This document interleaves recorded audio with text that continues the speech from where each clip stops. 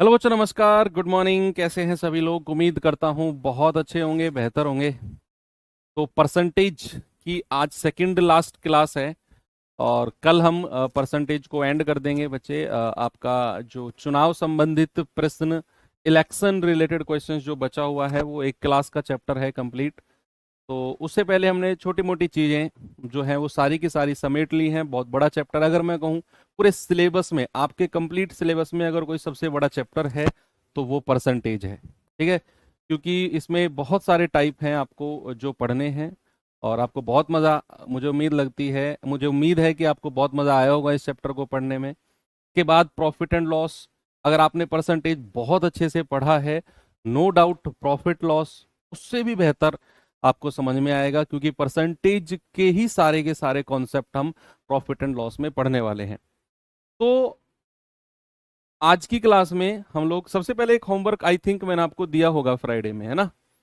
तो देख लेते हैं, इसे कंप्लीट करके फिर आपको मैं अगले टाइप की तरफ ले चलूंगा भैया, जो वेन आरेख, वेन डायग्राम से रिलेटेड टाइप है।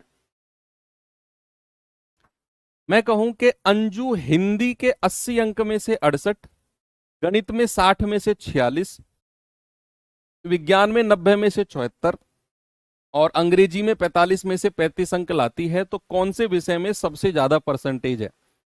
सबका अलग अलग परसेंटेज निकालो और बताओ मुझे जल्दी से क्या होगा। भाई अगर मैं हिंदी की बात करूं तो कितने अंक उसे मिले हैं? 68। और टोटल कितने अंकों का पेपर है? 80 का, और गुणा 100। निकालो और बताओ आंसर। अगर मैं बात करूं किसकी, मैथ्स की, तो मैथ्स में 60 में से 46, यानी कि उसके 46 नंबर आए हैं 60 में से, और गुणा 100। बताओ इसका भी जवाब। उसके बाद अगर हम चलें साइंस की तरफ, तो साइंस में उसके 90 में से 74, यानी कि 74 उसको मिले हैं आउट ऑफ 90 इंटू 100।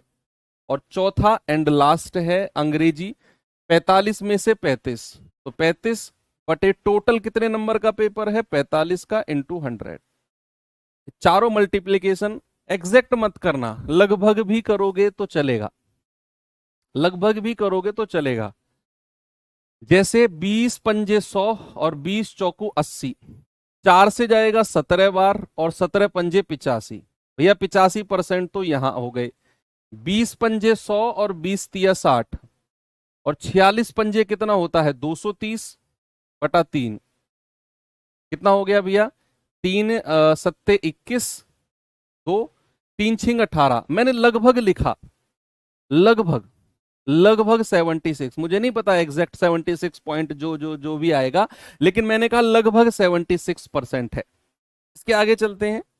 जीरो से जीरो गया, आ गया 740 बटा 9। लगभग ही बताना, 9 ठे 72, 2 9 दूनी 18, तो लगभग 82%। हालांकि 82 पॉइंट समथिंग समथिंग आएगा, लेकिन हमें क्या मतलब, हमें तो एग्जैक्ट बताना है, लगभग बताना है। 5 नाम 45, 5 सत्ते 35, ये आ गया 700 बटा 9। तो 9 सत्ते 63, 6 9 छिक्के 54, ये भी लगभग 76% है। अब उसने कहा सबसे अधिक परसेंटेज, सबसे अधिक परसेंटेज, सबसे अधिक परसेंटेज तो भैया 85 ये बैठा इसमें, हिंदी में। ऑप्शन बी सही है ना भैया? बात क्लियर है? ये होमवर्क था आपका जो मैंने दिया था। अब हम चलते हैं अपने अगले टाइप की तरफ, और टाइप ये छुप गया है भाई आपका थोड़ा सा, ये फाइल को सेट करते टाइम हुआ होगा। एनीवे कोई बात नहीं। अगला टाइप नंबर जो भी है आप डाल लेना इसमें। और अगले टाइप अब हम आगे बढ़ाते हैं, वेन आरेख वाले क्वेश्चन। कौन से बच्चे? वेन आरेख। वेन आरेख, सबसे पहले मैं आपको वेन आरेख बताता हूं क्या होता है। आपने रीजनिंग में पढ़ा होगा वेन आरेख, यानी कि वेन डायग्राम, वेन डायग्राम,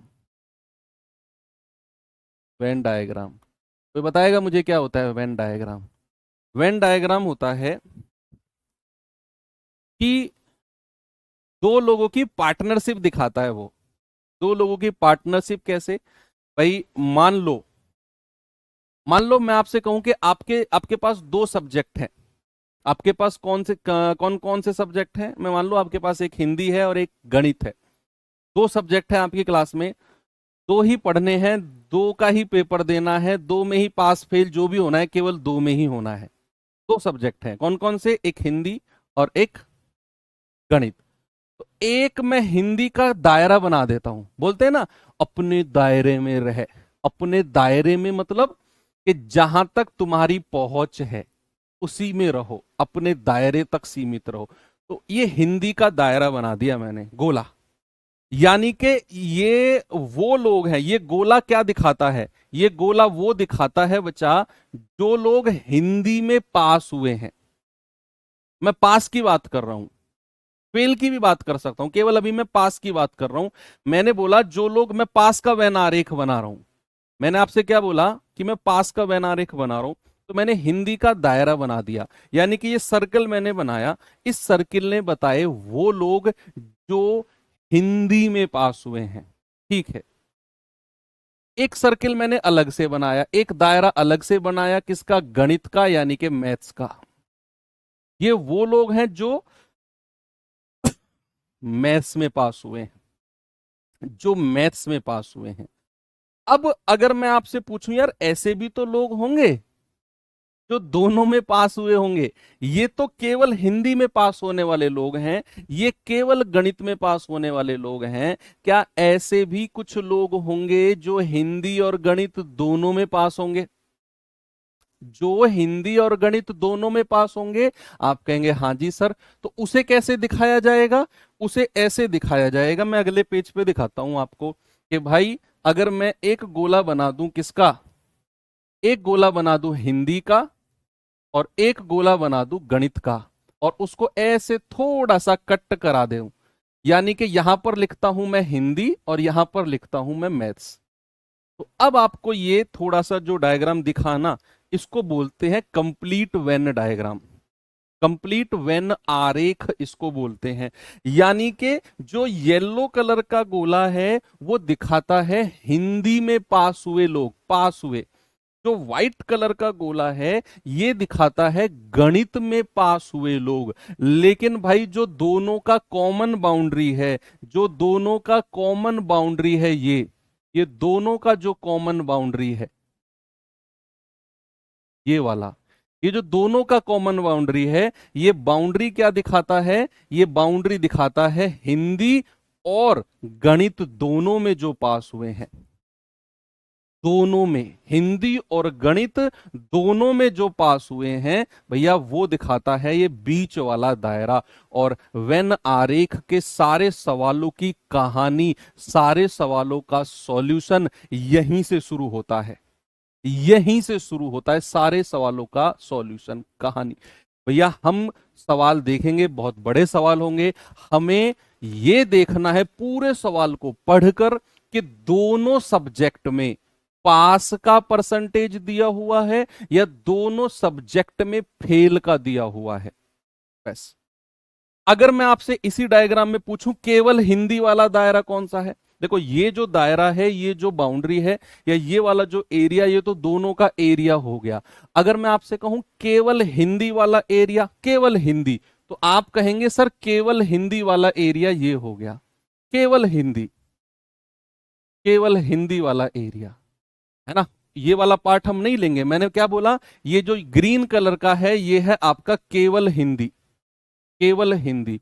ऐसे ही अगर मैं आपसे कहूं जरा मुझे बताओ केवल गणित, केवल गणित, तो केवल गणित वाला पार्ट ये हो गया, जो ये ऑरेंज कलर का है। ये कौन सा है बच्चा? केवल गणित, केवल गणित। ठीक है, तो वेन आरेख आपको थोड़े से सेपरेट करने आए। वेन आरेख, ये कॉमन वाला पार्ट वेन आरेख का हो गया, जो दोनों सब्जेक्ट में पास हैं या फेल हैं जो भी देगा। ये वाला केवल हिंदी, ये वाला केवल गणित। ठीक है, चलो अब इसके आगे आप सवाल से ही समझोगे। जैसे आपके सामने क्वेश्चन नंबर 1 है ये,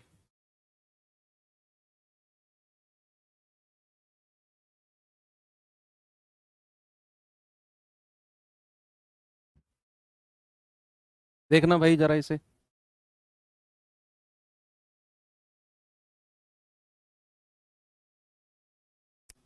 सवाल कह रहा है कि एक परीक्षा में 45% विद्यार्थी इतिहास में, 60% हिंदी में उत्तीर्ण, उत्तीर्ण का मतलब होता है पास, और 8% दोनों में अनुत्तीर्ण हुए। तो दोनों सब्जेक्ट में कितने परसेंट विद्यार्थी उत्तीर्ण हुए? अब वेन आरेख में बनाऊंगा, और यहां पर हम देखो वेन आरेख, अब यहां पास और फेल की बात हुई है, उत्तीर्ण मतलब पास, अनुत्तीर्ण मतलब फेल। दो तरह की बात हुई है कि भैया उसने बोला है 45% तो इतिहास में और 60% हिंदी में उत्तीर्ण पास हुए हैं, और जो उसने बोला है ना अगली लाइन, वहीं से ही सवाल की शुरुआत करेंगे हम। मैंने आपसे थोड़ी देर पहले बताया, जो दोनों सब्जेक्ट का दिया होता है सवाल की शुरुआत वहीं से की जाती है, कि दोनों सब्जेक्ट में उसने क्या दिया हुआ है। दोनों सब्जेक्ट में उसने बोला है 8% लोग अनुत्तीर्ण हुए हैं, फेल हुए हैं। तो याद रखना, जो दोनों सब्जेक्ट में दिया होगा, अगर उसने दोनों सब्जेक्ट में अनुत्तीर्ण यानी कि फेल दिया हुआ है, तो हम वेन डायग्राम फेल का बनाएंगे। फिर हमें यह पता होना चाहिए कि इतिहास में कितने परसेंट फेल हुए हैं, गणित में कितने परसेंट फेल हुए हैं, या फिर हिंदी में कितने परसेंट फेल हुए हैं। अगर उसने दोनों सब्जेक्ट में बोला है पास, तो फिर हम वेन डायग्राम भी पास का ही बनाएंगे। फिर हमें यह पता होना चाहिए इतिहास में कितने पास हुए, फिर हमें यह पता होना चाहिए हिंदी में कितने पास हुए। ये बात समझे आप? यानी कि कहानी का सार जो शुरू होता है वो दोनों सब्जेक्ट से शुरू होता है, दोनों सब्जेक्ट में जो दिया होगा। और सवाल का मैं एक शॉर्ट ट्रिक भी बताऊंगा, लेकिन उस शॉर्ट ट्रिक को समझने के लिए ये डिटेल्ड मेथड आपको आना चाहिए। मैं बाद में बताऊंगा, लेकिन उसको समझने के लिए आना चाहिए आपको, रटना रटना नहीं है आपने। भाई ये वाला बनाया और ये वाला बनाया दूसरे वाले का, और वेन आरेख हम किसका बना रहे हैं भाई? वेन आरेख हम किसका बना रहे हैं? वेन आरेख बना रहे हैं जो दोनों सब्जेक्ट में दिया हुआ है। दोनों सब्जेक्ट में अनुत्तीर्ण दिया हुआ है, तो भैया वेन आरेख फिर फेल का बनेगा। दोनों सब्जेक्ट में फेल दिया हुआ है तो वेन आरेख हम फेल का बनाएंगे। फिर हमें यह पता होना चाहिए कि अगर उसने इतिहास में 45% लोगों को पास किया है, तो हिस्ट्री में फेल कितने हुए होंगे? फेल, जल्दी से बताओ। अगर 45% इतिहास में पास हो गए, तो हिस्ट्री में 100 में से 45 घटा दो, 55% फेल हुए होंगे। ऐसे ही बचा, हिंदी में 60% लोगों को पास किया है, तो हिंदी में फेल कितने हैं? हिंदी में फेल कितने हैं? आप कहेंगे सर अगर 60% हिंदी में पास हो गए ना, तो 40% फेल हो गए होंगे। मैंने फिर परसेंटेज भी फेल का ही ढूंढना है कि भैया इतिहास का ये वाला हिस्ट्री का है, हिस्ट्री का गोला, ये वाला हिंदी का गोला। तो इतिहास में फेल कितने हैं? हमें यहां 45% से मतलब नहीं है, अब हमें मतलब है दोनों सब्जेक्ट में जो फेल दिया हुआ है। तो फिर हमें इतिहास का भी फेल परसेंट पता होना चाहिए और हिंदी का भी फेल परसेंट पता होना चाहिए। तो इतिहास में अगर 45% पास हुए, तो फेल कितने?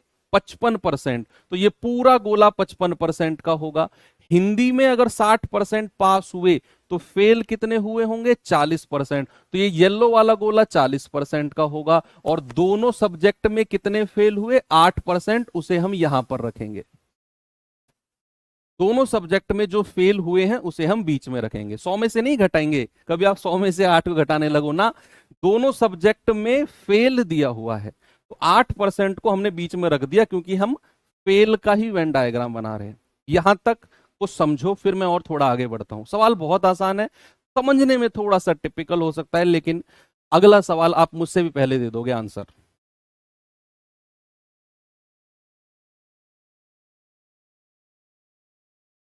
मैंने आपसे क्या बोला? आपने सवाल को पढ़ के ये देखना है कि दोनों सब्जेक्ट में फेल दिया हुआ है या पास परसेंट दिया हुआ है। दोनों सब्जेक्ट में फेल का परसेंट दिया है, वेन आरेख फेल का बनेगा। दोनों सब्जेक्ट में पास का परसेंटेज दिया हुआ है, वेन आरेख पास का बनेगा। अब यहां उसने बोला 8% दोनों सब्जेक्ट में फेल है, मैंने कहा वेन आरेख फेल का बनेगा। तो हमें 45% इतिहास में पास दिया हुआ था, हमने कहा 100 में से घटाकर बताओ फेल कितने हैं? 55%। हमें 60% हिंदी में पास दिया हुआ था, मैंने कहा 100 में से घटा के बताओ। आपने कहा सर 40% हिंदी में फेल है। दोनों सब्जेक्ट में 8% फेल है। अब अगर मैं आपसे कहूं केवल केवल केवल हिस्ट्री में कितने फेल हैं, जरा बताना। केवल हिस्ट्री में, केवल हिस्ट्री में कितने फेल हैं? आप कहेंगे सर ये पूरा गोला 55 का है, पूरा गोला 55 का है ना, उसमें से 8 घटा दो। 47% लोग हैं जो केवल हिस्ट्री में फेल हैं। ऐसे ही अगर मैं आपसे पूछूं केवल हिंदी में कितने फेल हैं, केवल हिंदी में, क्या बोला बच्चा मैंने? केवल हिंदी में, केवल हिंदी में। तो आप कहेंगे सर ये पूरा गोला 40% का है, हिंदी वाला है ना 40% का, 8 घटा दो तो केवल हिंदी में आ गया 32% फेल। केवल इतिहास और केवल हिंदी का दोनों का आ गया। अब मैं आपसे बात कर रहा हूं कुल फेल कितने हैं, कुल फेल, कुल फेल कितने हैं? आप कहेंगे 47 इतिहास में, 32 केवल हिंदी में और 8% दोनों में। तो कितना आ गया? 87% आ गया टोटल फेल। भाई 47% केवल इतिहास, 32% केवल हिंदी और 8% दोनों, यानी कि टोटल 87% लोग हैं जो फेल हैं। आपसे क्या कह रहा है, दोनों सब्जेक्ट में कितने परसेंट पास हुए हैं। तो अगर मैं आपसे कहूंगा कुल पास कितना हो गया, भाई 87% अगर फेल हैं तो 100 में से 87 घटा दो सर, 13% जो होंगे वो क्या होंगे, वो कुल पास होंगे। ऑप्शन नंबर सी हमारा सही जवाब है। ऑप्शन नंबर सी हमारा बिल्कुल करेक्ट जवाब।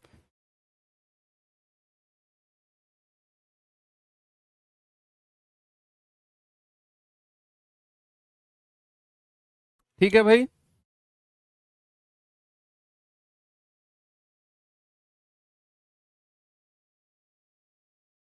अब मैं आपको इसका शॉर्ट ट्रिक बताता हूं, मजेदार है, बहुत इंटरेस्टिंग, लेकिन उस शॉर्ट ट्रिक के लिए आपको ये डिटेल लाना बहुत जरूरी था। आपको ये डिटेल भी बहुत अच्छा लगा होगा, इसमें कोई दिक्कत नहीं है। अब शॉर्ट ट्रिक बताता हूँ, शॉर्ट ट्रिक के लिए समझना बात को। ये सब मैं रफ कर रहा हूं, ये सब रफ कर रहा हूं, कुछ जरूरत नहीं, मुझे डायग्राम बनाने की भी इवन जरूरत नहीं है, मुझे डायग्राम बनाने की भी जरूरत नहीं है। आप पेन को साइड में रख दो। भाई साहब मानते नहीं हो आप मेरी बात, ये जो, हाँ आप रख दो, रख दिया ना। अब सुनो, बड़े गौर से सुनना। मुझे एक बात बताओ, जब मैं हिस्ट्री की बात कर रहा हूं, जब मैं इतिहास की बात कर रहा हूं, इतिहास की, तो मैं पूरे गोले की बात कर रहा हूं ना बच्चे। जब मैं इतिहास की बात कर रहा हूं तो क्या मैं इस पूरे गोले की बात कर रहा हूं? वो कहां गया यार, हाँ ये वाला। जब मैं इतिहास की बात कर रहा हूं तो इस पूरे गोले की बात कर रहा हूं मैं। अब समझना, पूरे गोले की, इस पूरे गोले की मैंने बात करी कब, जब मैंने इतिहास की बात करी है। ये पूरा गोला जो चमकेगा अब, क्या इस इतिहास को बोलते समय ये 8% इसके अंदर आया है? देखो, ये जब मैं इतिहास की बात कर रहा हूं तो ये 8% इसके अंदर आ गया ना, इतिहास को काउंट करते समय। इतिहास को काउंट करते समय क्या ये 8% इसके अंदर आ गया? यस। जब मैंने क्या बोला, जब मैंने बोला इतिहास में, अब मैं फेल परसेंट निकाल रहा हूं। मैं क्या कर रहा हूं, मैं फेल का परसेंटेज निकाल रहा हूं। तो मैंने क्या बोला, मैंने इतिहास में परसेंटेज पूछा फेल का, आपने कहा सर 55%। और जब मैं 55% मैंने बोला तो ये 8% इसके अंदर आ गया, जो दोनों का था, जो दोनों का था वो 8% इसके अंदर आ गया। प्लस जरा मुझे बताना हिंदी में कितने फेल हैं? तो जब मैं हिंदी की बात कर रहा हूं तो भैया ये 8% इसके अंदर आ गया, ये 8% फिर से इसके अंदर आ गया। हिंदी में कितने फेल हैं? 40%। क्या आप एक बात समझे कि जब आपने इतिहास का परसेंटेज पूछा, जब आपने इतिहास का परसेंटेज बोला तो भी ये 8% इसके अंदर आ गया 55 के। जब आपने 40% हिंदी का लिखा तो भी ये 8% इसके अंदर आ गया। भाई जब मैं इधर हिंदी की बात करूंगा तो 8% इधर चला गया, जब मैं इतिहास की बात करूंगा तो 8% इसके अंदर आ गया। क्या 8% को 2 बार मैंने काउंट कर लिया? रिलैक्स करके सोचना इस बात को। क्या मैंने 8% को 8% को 2 बार काउंट कर लिया? मैंने 55% लिखा हिस्ट्री वाला, तो ये 8% इसके अंदर आ गया। मैंने 40% हिंदी वाला लिखा, ये 8% उसके अंदर चला गया। क्या 8% 2 बार चला गया? तो एक बार माइनस करना होगा भाई, एक ही बार लिखा जा सकता है, तो एक बार माइनस कर दो 8% को। अब आपको ये कुल कुल फेल परसेंट मिल गया। कितना है? 95 -8, 87%। लो, आपको पीछे इतना सब कुछ करके 87% मिला था, यहां ऐसे ही मिल गया। पास निकाल दो 13%। आपको ये वेन आरेख भी जरूरत नहीं है, आपको वेन आरेख डायग्राम की भी जरूरत नहीं है। आपने ये माइनस का 8% क्यों किया? क्योंकि आपने 8% को 2 बार काउंट कर लिया था, 55% को लिखते समय भी और 40% को लिखते समय भी। तो एक बार का 8% मुझे माइनस करना है। कोई जरूरत नहीं है आपको ये वाला तरीका करने की। आप ये समझो और बिना सोचे समझे बस। हाँ, शुरू वाली बात ध्यान में रखनी है। कौन सी? कि जो दोनों सब्जेक्ट में दिया होगा वो परसेंटेज हमें निकालना है। दोनों सब्जेक्ट वाला परसेंटेज ही हमें चाहिए। दोनों सब्जेक्ट में अगर फेल बोला है तो भैया अलग अकेला अकेला भी फेल का परसेंटेज चाहिए। दोनों सब्जेक्ट में पास बोला है तो अकेले अकेले का भी पास का चाहिए। चेहरा कहां से आया? अरे, अगर 87% फेल है तो पास कितने होंगे? 100 में से 87 घटा दो भाई, 100 में से 87 घटा दो, 13 नहीं आएगा। आगे चलूं, अगला सवाल उड़ा दोगे ना? अब उड़ा दो तो इस सवाल को जल्दी से, और बताओ मुझे इसका जवाब क्या होगा।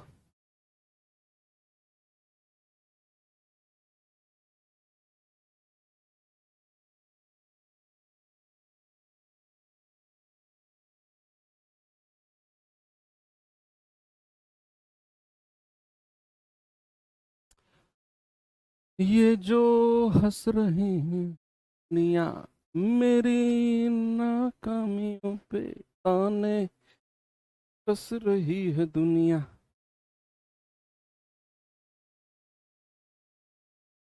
कह रहा है, एक परीक्षा में 80% भौतिक में और 70% रसायन में पास हुए। अलग अलग से मतलब नहीं है, दोनों का क्या दिया हुआ है। जबकि 15% दोनों में फेल हुए हैं। भाई साहब, उसने बोला 15% दोनों में फेल हुए हैं, तो फिर हमें भौतिक का भी फेल परसेंट चाहिए, हमें रसायन, हमें केमिस्ट्री का भी फेल परसेंट चाहिए, क्योंकि दोनों सब्जेक्ट फेल का दिया हुआ है। कह रहा 325 दोनों में पास हुए, ये तो बाद का काम है। सबसे पहले बताओ, दोनों में हम क्या करेंगे? हम फेल की बात करेंगे। तो बोथ, दोनों का फेल क्या दिया हुआ है? दोनों का फेल दिया हुआ है 15%। फिजिक्स का क्या दिया हुआ है? फिजिक्स का 80%। अगर 80% अगर फिजिक्स में पास हुए, भौतिक में पास हुए, तो फेल कितने होंगे भैया? 20%। 100 में से घटा दो 80 को। 70% केमिस्ट्री में पास हुए, 70% केमिस्ट्री में पास हुए, तो फेल कितने होंगे? 100 में से 70 को घटा दो भाई। 70% अगर पास हो गए केमिस्ट्री में, तो फेल कितने? 100 में से 70 को माइनस कर दो, 30% फेल। क्योंकि हम फेल का ही परसेंटेज ले रहे हैं, क्योंकि दोनों सब्जेक्ट में फेल दिया हुआ है। बस भाई, फिजिक्स में कितने फेल? 20। केमिस्ट्री में कितने फेल? 30। और 15 दोनों वाले को माइनस कर दो, दोनों वाले को माइनस कर दो। ठीक है, दोनों वाले को माइनस कर दिया, क्योंकि वो 2 बार काउंट हो गया, 30 को काउंट करते समय भी और 20 को काउंट करते समय भी। तो ये आ जाएगा 50 - 15, यानी कि 35%। अब ये 35% क्या है? जो फेल है। तो भैया पास कितने हो जाएंगे फिर? 100 में से 35 घटा दो, जो फेल है वो घटा दो, 65% जो होंगे ये हमारे पास हो जाएंगे। अब सवाल ने बोला भैया पास तो 325 लोग हुए हैं, 325 लोग, तो 65% की वैल्यू कितनी है? 325। तो 100% की वैल्यू बतानी है। ये 5 बार जाएगा, 6 पंजे 30, 5 पूरे 25। तो 100% कितना हो जाएगा?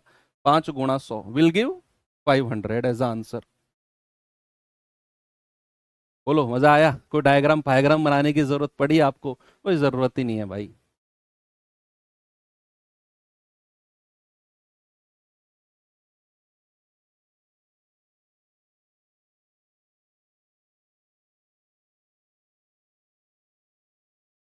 आगे बढ़ो, इसका जवाब बताओ।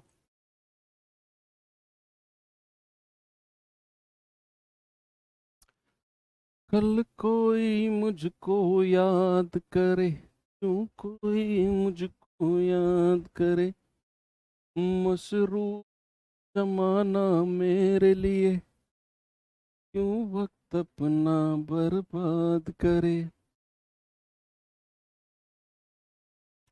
मैं पल दो पल का शायर हूँ, पल तो पल मेरी ही है। बारिश शुरू हो गई भाई यहाँ तो। बताओ जल्दी से आंसर बताओ भाई, क्या होगा? टेंशन नहीं लेनी बिल्कुल भी यार।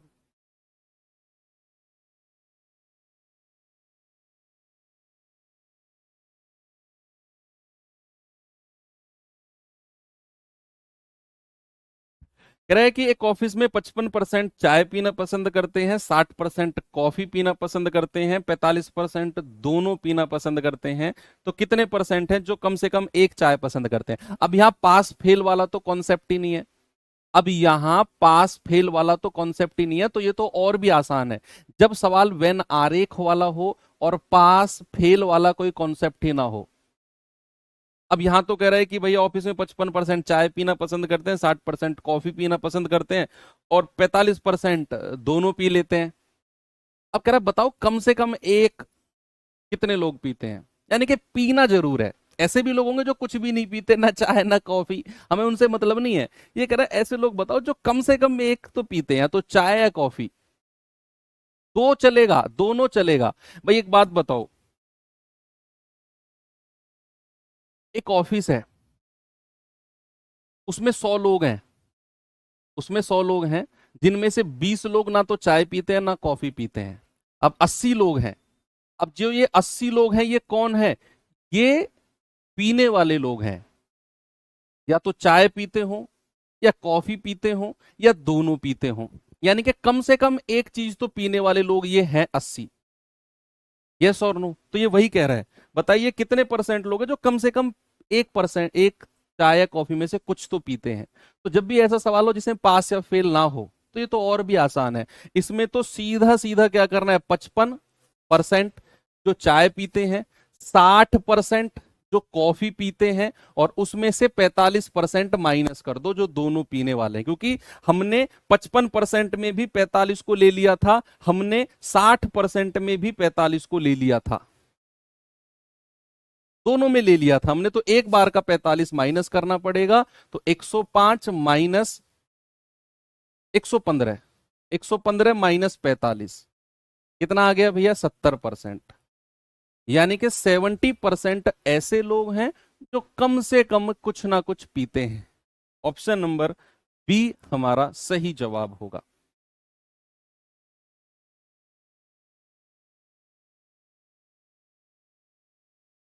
इस पे आ जाओ भाई।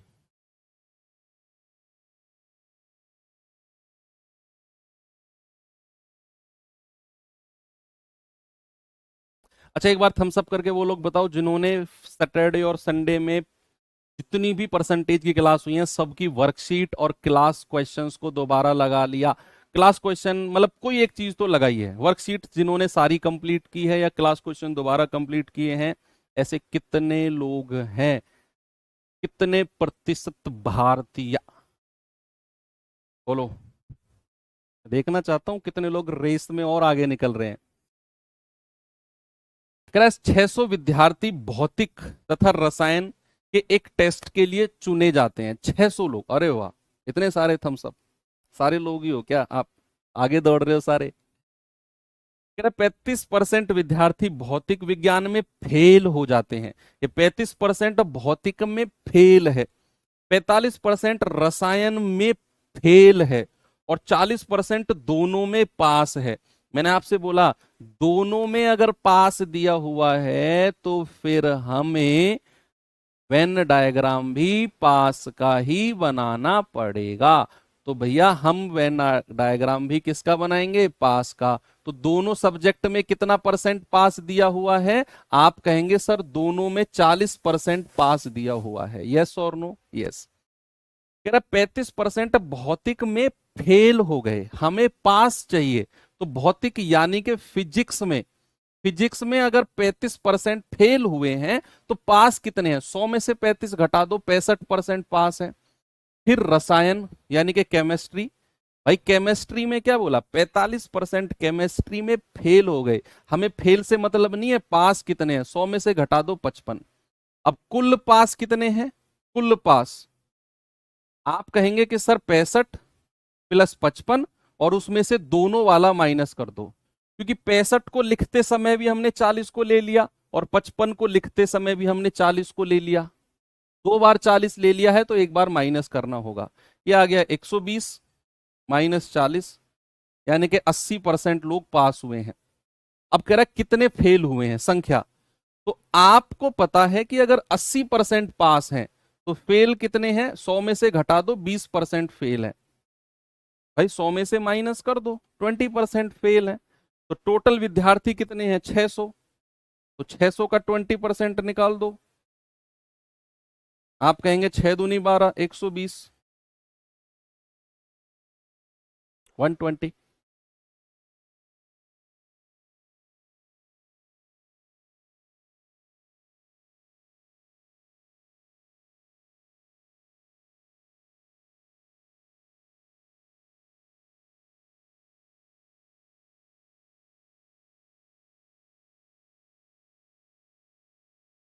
लास्ट सवाल करें, फिर इसके बाद टाइप चेंज करते हैं।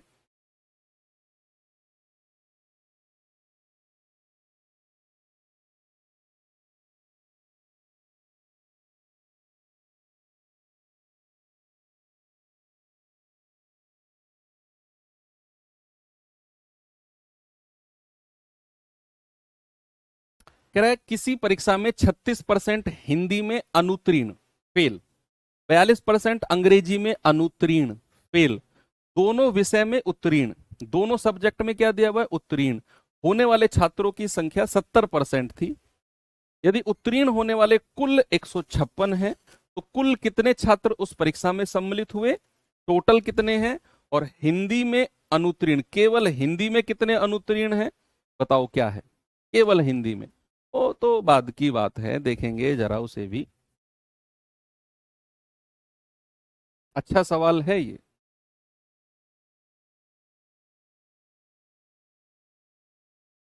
अब दोनों सब्जेक्ट में उसने पास दिया हुआ है भैया, फिर हमें सारे के सारे परसेंटेज पास के चाहिए। दोनों सब्जेक्ट, दोनों में कितना दिया हुआ है पास? 70%।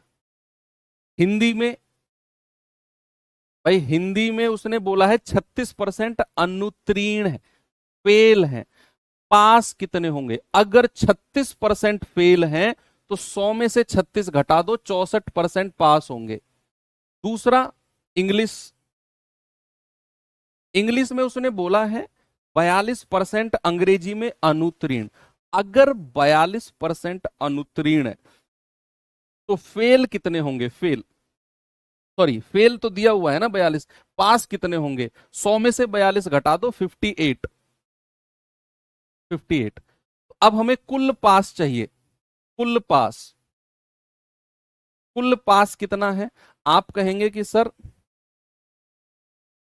कुल पास कितना है? आप कहेंगे सर 64 प्लस 58 माइनस 70, जो दोनों वाला है। 8 4 12, 6 और 5 11 और 1 12, माइनस 70, जीरो, 12 में 7 गए, सॉरी 2, 12 में 7 गए 5, यानी कि टोटल जो है 52% पास है। टोटल 52% जो है वो पास है। और उसने बोला है भैया कि कुल पास तो 56, 156 है। कुल पास तो 156 है।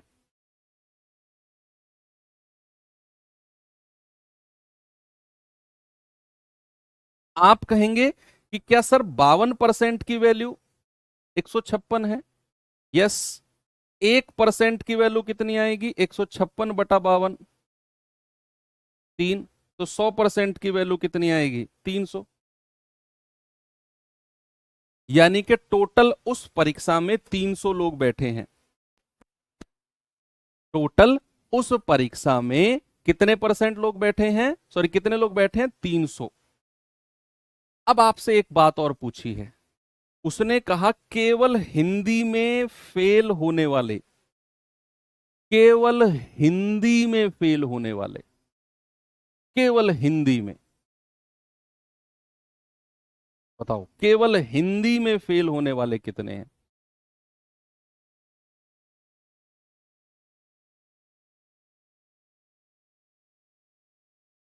ये क्या आप मुझे बता सकते हो? केवल हिंदी में फेल होने वाले कितने हैं?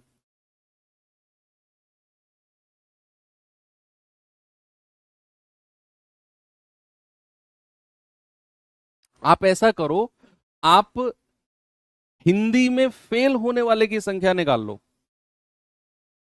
और उसमें से दोनों फेल वाले माइनस कर देना। ऐसा कर सकते हैं क्या कि आप हिंदी में फेल होने वाले, या हिंदी में फेल होने वाले कैसे निकालें? भैया हिंदी में 64% पास हुए हैं, 64% पास हुए हैं तो 36% फेल है। तो हिंदी में टोटल फेल कितने हैं? हिंदी में टोटल फेल कितने हैं? आप कहेंगे सर 36%। तो अगर मैं आपसे कहूं कि भैया 300 का 36% निकालना जरा, 300 का, तो आप कहेंगे सर 108 लोग। 108 लोग तो वो हैं जो हिंदी में फेल हुए हैं, लेकिन इन 108 में वो लोग भी हैं बच्चा जो दोनों सब्जेक्ट में फेल हुए हैं, जो दोनों सब्जेक्ट में फेल हुए हैं। तो आप जरा मुझे बताओ दोनों सब्जेक्ट में पास कितने हैं? अरे अरे अरे अरे, कहां गया? दोनों सब्जेक्ट में पास कितने हैं? आप कहेंगे सर दोनों सब्जेक्ट में पास तो 70% है। या फिर कुल पास अगर मैं निकालूं, कुल पास 52% की वैल्यू 156 है, तो अगर मैं इसका 70% निकालता हूं, कुल पास या कुल फेल, अगर 70% दोनों में पास हैं तो दोनों में फेल कितने हो गए? 30%। तो 300 का 30% निकालना, 90।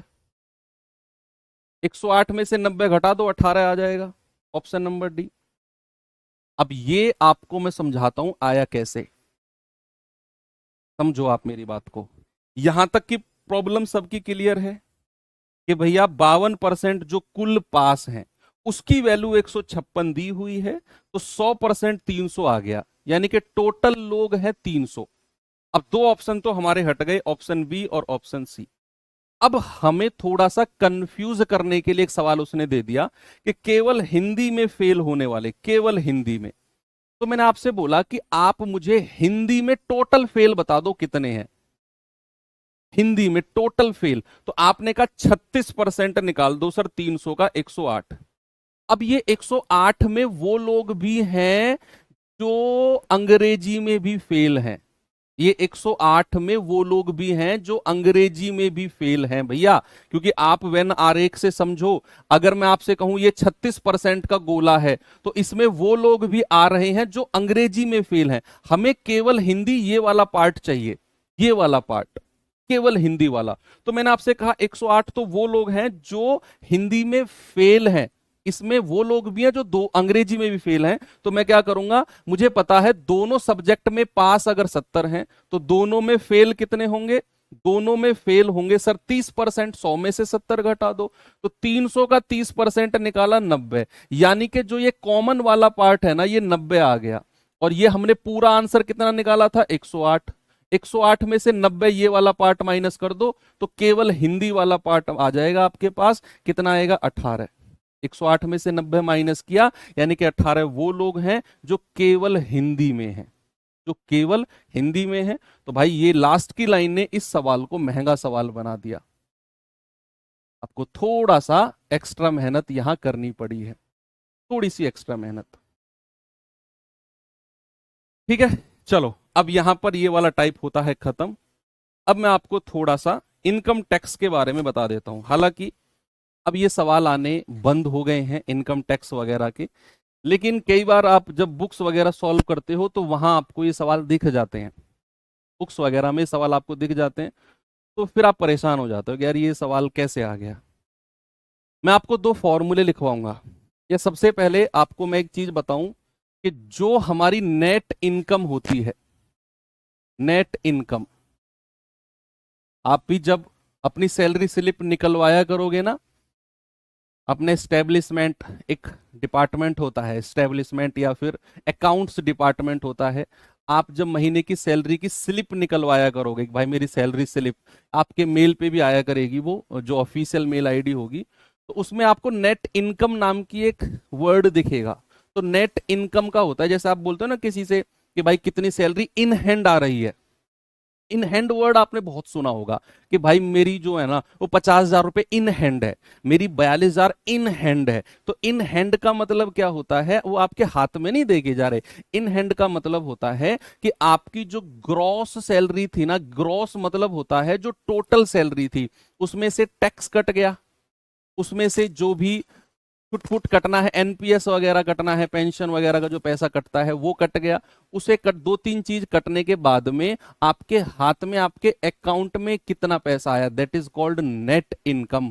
ठीक है, तो नेट इनकम जो होती है बच्चे, वो ग्रॉस इनकम में से, वो ग्रॉस इनकम में से हम टैक्स को माइनस कर देते हैं, ग्रॉस इनकम में से टैक्स को माइनस कर देंगे तो हमें पता चलेगा कि हमारी नेट इनकम कितनी है, हमारी नेट इनकम कितनी है। एक फॉर्मूला तो आपको ये पता होना चाहिए, हालांकि जरूरत नहीं है।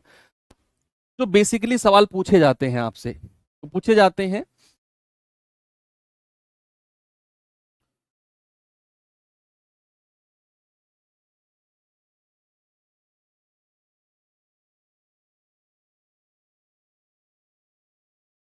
आयकर की दर, आपको इनकम टैक्स का रेट पूछेगा, आयकर की दर, income tax, rate of income tax, rate of income tax. आपसे कोई पूछने लगे कि भाई कितना टैक्स आपका कटा है, तो पूछेगा ना कितने परसेंट टैक्स आपकी सैलरी में से कटा है, तो आप क्या बोलोगे, आप बोलोगे income tax, income tax, income tax बटे ग्रॉस इनकम, टोटल इनकम जिसको बोलते हैं, टोटल इनकम भी बोल देते हैं ग्रॉस को, टोटल इनकम और इनटू 100। ये ही फॉर्मूला है। अगर सवाल बना आपके एग्जाम में तो इसी सवाल, इसी फॉर्मूले पे सवाल बनेगा कि भाई आयकर की दर बता दो, क्या होगा, आपको इनकम टैक्स दिया होगा इतना परसेंट बढ़ा, आपको टोटल इनकम बता देगा, टोटल इनकम इतनी है, और गुणा 100, और गुणा 100। ग्रॉस इनकम को टोटल इनकम भी लिख लो, ये वर्ड थोड़ा नया आपके लिए हो सकता है, टोटल इनकम। अगर हमें टोटल इनकम चाहिए तो मैं टैक्स को क्या करूंगा, नेट इनकम में जोड़ दूंगा, मैं टैक्स को क्या करता हूं, नेट इनकम में जोड़ दूंगा, तो मुझे टोटल इनकम पता चल जाएगी। और एक तीसरा फॉर्मूला है, एक तीसरा फॉर्मूला है कि अगर आप टोटल इनकम, अगर आप टोटल इनकम में, अब ये वही है, टोटल इनकम को इधर ले आओ, आप टोटल इनकम में रेट ऑफ इनकम टैक्स को अगर गुणा कर देते हो, रेट ऑफ टैक्स को गुणा कर देते हो, तो आपको इनकम टैक्स या फिर आयकर मिल जाएगा, इसको आयकर बोलते हैं। तो आपको क्या मिल जाएगा, आयकर मिल जाएगा। यानी कि अगर आपको आयकर यानी कि इनकम टैक्स चाहिए, तो आपको जितनी भी आपकी सैलरी, मान लो आपको 1 लाख रुपए सैलरी मिली, सपोज दैट आपको 1 लाख सैलरी मिली और आपको 10% टैक्स लगता है, तो आपका टैक्स कितना हो गया, टोटल इनकम 1 लाख रुपए है, 10% टैक्स लगता है तो गुणा 10%, आपका टैक्स कितना लगा, 10,000 रुपया। इस तरीके से टैक्स निकालोगे। ठीक है, तो ये तीन बेसिक बेसिक से फॉर्मूले हैं जो अब मैं सवाल में जिनका यूज करने वाला हूं। ठीक है, तो जैसे पहला क्वेश्चन है आपके सामने, हालांकि सवाल बहुत रेयर पूछे गए हैं, बहुत रेयर। आपको फिर भी अपने प्रैक्टिस में इसको रखना है कि इनकेस अगर आ गया तो आप कर जाओ। कह रहा है कि यदि आयकर की दर में 20% की वृद्धि हुई, आयकर की दर में, रेट में, भाई दर में कितने परसेंट की वृद्धि है? 20% की वृद्धि। और कह रहा है आय में यानी कि इनकम में 25% की वृद्धि। तो आपसे कह रहा है आयकर में, आयकर में, आयकर में कितने परसेंट की वृद्धि होगी। बच्चे आपको अगर याद है तो मैंने आपको किसी क्लास में एक बात बोली थी, मैंने आपको किसी क्लास में एक बात बोली थी कि अगर जैसे इनकम एक्सपेंडिचर वाला जो सवाल था कि अगर आपको कीमत में वृद्धि दे, अगर आपको कीमत में वृद्धि दे, कीमत में वृद्धि दे, अगर आपको खपत में वृद्धि दे, खपत में वृद्धि दे, और आपसे पूछने लगे खर्च में वृद्धि बताओ, खर्च में वृद्धि बताओ कितनी होगी, तो मैंने आपको बोला था कि कीमत गुणा खपत को करके ही हमें खर्च मिलता है। यानी कि कीमत को खपत से गुणा करके ही हमें क्या मिलता है? हमें खर्च मिलता है। तो इन दोनों की मल्टीप्लीकेशन से खर्च मिलेगा, तो भैया मैं इसमें सक्सेसिव मेथड लगा सकता हूं। क्या मैंने ये बताया था आपको? कीमत को खपत से गुणा करके ही खर्च मिलता है, और अगर हमसे कीमत का परसेंटेज दिया हो, खपत का दिया हो और खर्च का पूछ ले, तो मैं कीमत और खपत पे सक्सेसिव मेथड लगा सकता हूं। ये चीज मैंने आपको बताई थी। वही चीज आप यहां देखो कि भैया हमने अभी अभी एक फॉर्मूला पढ़ा कि जो आयकर होता है वो टोटल इनकम को हम रेट यानी कि दर से गुणा करते हैं। हम क्या करते हैं? हम आय को दर से गुणा करते हैं तो हमें आयकर मिल जाता है। तो भैया यहां भी आय भी दी हुई है, दर भी दी हुई है, हमें पता है इन दोनों को गुणा करके ही हमें आयकर मिलेगा। तो मैं इन दोनों पे सक्सेसिव मेथड लगा सकता हूं।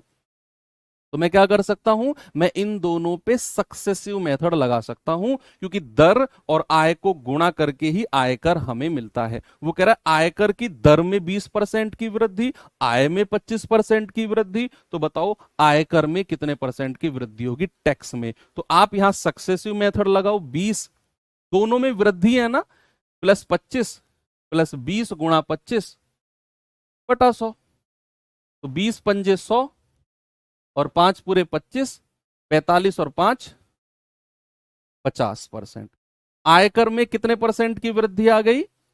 आयकर में 50% की वृद्धि। आपका जवाब हो जाएगा ऑप्शन नंबर बी, बिल्कुल सही है।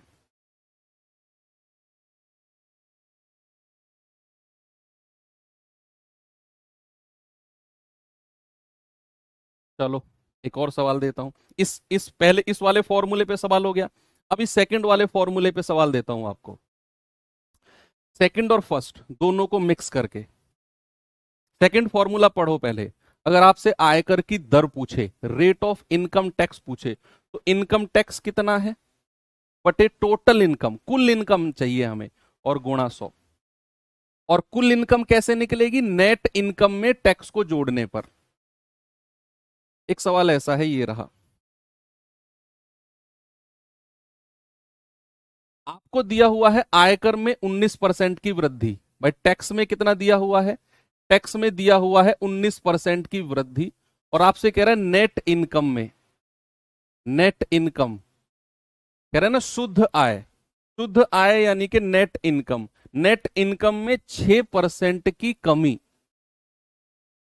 नेट इनकम में 6% की कमी।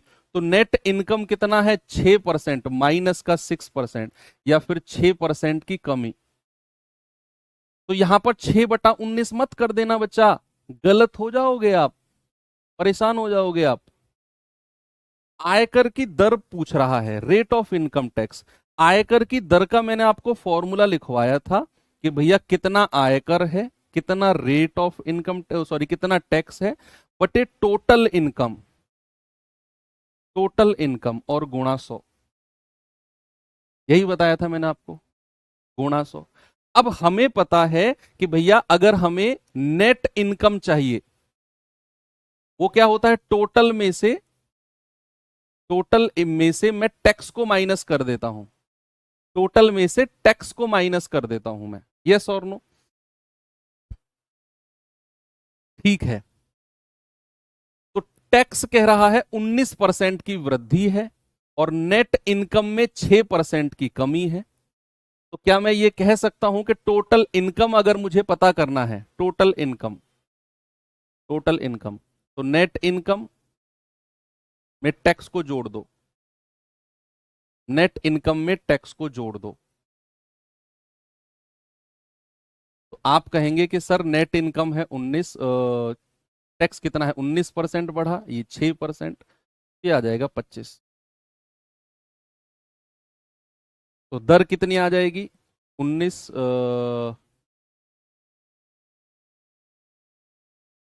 सवाल उल्टा है क्या?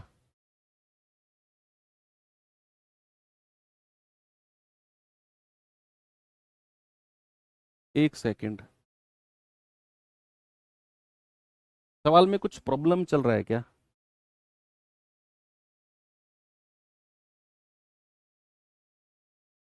हम्म।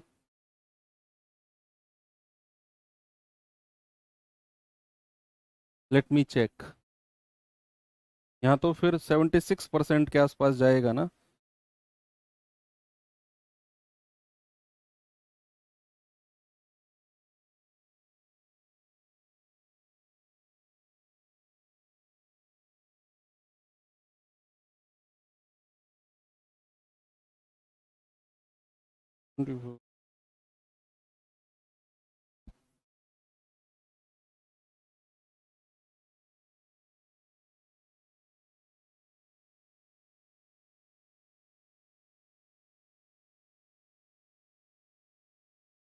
ठीक है, ठीक है, सही है।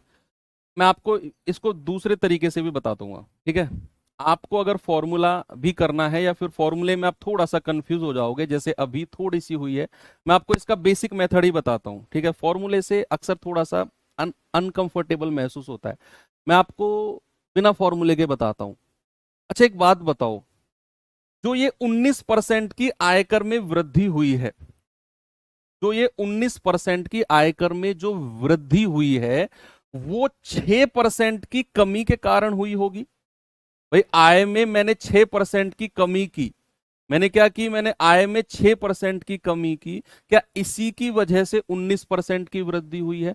या फिर अगर मैं आपसे एक बात कहूं कि मान लो उसकी पुरानी आय, मान लो उसकी जो पुरानी सैलरी है, पुरानी आय है, सपोज वो ₹1 है, पुरानी आय कितनी है, ₹1 है, उस पर अगर 19% का टैक्स लगा, उस पर अगर 19% का टैक्स लगा है, तो क्या वो 19% का टैक्स जो होगा वो 6%, किसका 6%? भैया जब 6% में मैंने आय को माइनस किया है, जब मैंने 6% आय को कम किया है, क्या उसी के बराबर होगा?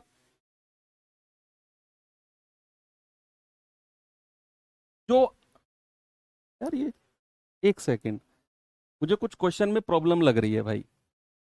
आप ऐसा करो, इस क्वेश्चन को ना होमवर्क लिखो यार, अब मैं खामा इसमें आपको उल्टा सीधा कुछ समझा जाऊं। बढ़िया है, आप इस क्वेश्चन को ट्राई करना, मैं कल यहीं से शुरू करूंगा। अगर कुछ इसमें गड़बड़ हुई, क्योंकि मुझे ऐसा लग रहा है कि 6% की आय में कमी भी हो रही है और वो टैक्स भी बढ़ा रहा है, हाउ इज इट पॉसिबल? है ना? ओरिजिनल क्वेश्चन भी ठीक है।